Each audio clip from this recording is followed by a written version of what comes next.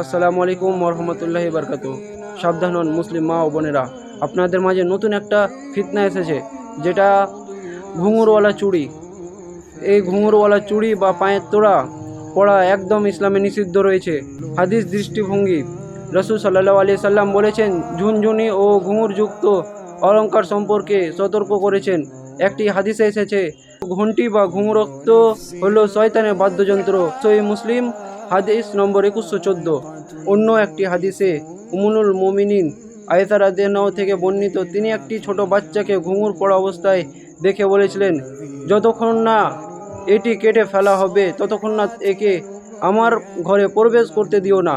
কারণ তিনি রসুল সাল্লাল্লাহু আলাইহি সাল্লামের নিকট থেকে শুনেছিলেন যে কাফিনায় ঘুঙুর যুক্ত সেখানে রহমতের ফেরেশতা প্রবেশ করে না। সুবহান আল্লাহ। হাদিস নম্বর 4231।